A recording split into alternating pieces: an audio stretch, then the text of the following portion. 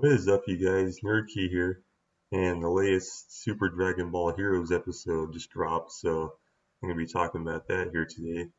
So, the latest episode, episode 24, is called The Creeping Shadow, The Mysterious Man, Dr. W, who we know is, Dr. Wheelo from the World's Strongest movie, which came out like years and years ago. It was, I think, just the second Dragon Ball Z movie.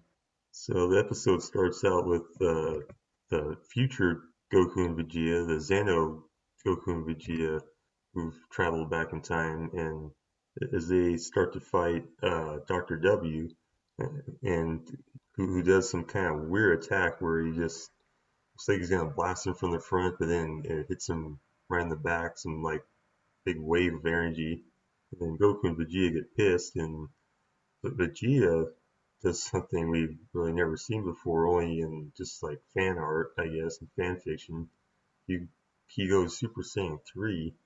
Now at first it looks like he went Super Saiyan 2 because toward the just the angle of where he was, I couldn't really see the hair, but he had this energy around him, this blue energy, and then once you see him flying through the air, you see the hair, the long like rock star hair, and it just kind of abruptly happens, to be honest. I really thought he just went Super Saiyan 2, but no, he went Super Saiyan 3, and then Goku went Super Saiyan 3, I mean, that's canon, but they fight Dr. W, and it's not really a good fight. I mean, they're just trying to attack him, but just doing just that same sort of attack. It's just something that it zaps their ki pretty much. They even do Kamehameha and uh, Galagun for a combined attack, but it just doesn't do any good. No matter what they tried, nothing seemed to work.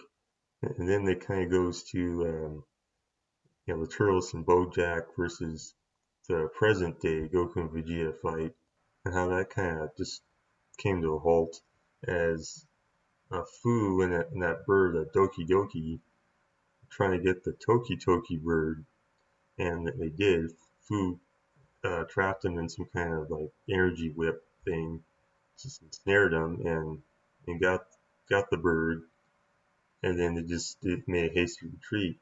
And so did Bojack and Turles, who were under Fu's sort of influence. And so really, I mean, and this is a short episode, well, like all these Super Dragon Ball Heroes episodes. It's just a promotional episodes, so they're pretty short, like 7-8 minutes, pretty much at the most. But then the episode ends with Dr. W sort of heading back to his lab or cave, or I don't know what it is, but kind of Dr. Zero-esque, if you ask me. It looked like a cave. And he basically says the data is now ours, Janembla. And then the episode just ends right there. So it seems they're definitely bringing back all the non-canon Dragon Ball Z villains from the movies. I mean, which I think is pretty cool, and they're more powerful. And it sounds like Janemba could be the most powerful of them all. And really, in the movies, he kind of was. I mean, Goku was fighting as Super Saiyan 3 and couldn't be him, and then had the fuse of Goku and Vegeta, in the Fusion Reborn movie, just to beat him. So it just seems all that energy he was collecting just, well, he says data. So either way, we have another villain who likes to absorb either energy or data or whatever it is. But really, the highlight of this episode, I think, was Vegeta going Super Saiyan 3, which we've never really seen before. Well, not in canon, not in the main storyline of like the series.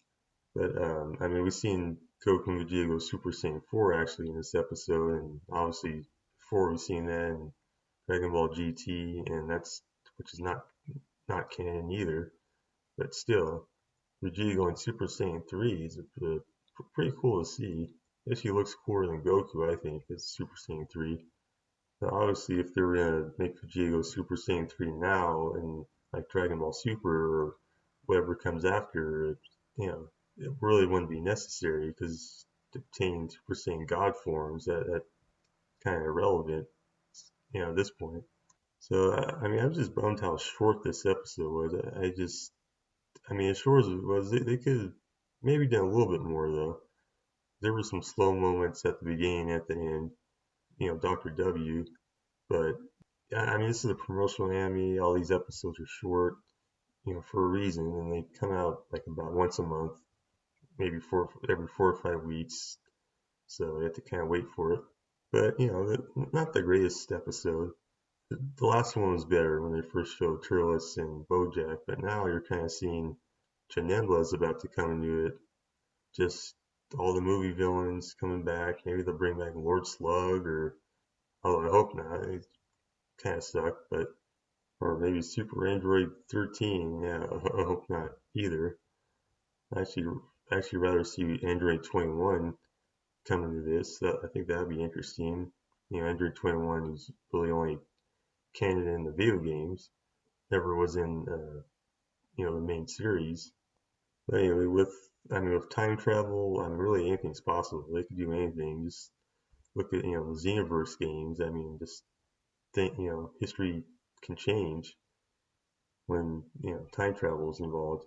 So anyway, I mean, overall, not a great episode, not a terrible episode, but I definitely think it could have been better. Hopefully, it'll get better as time goes on.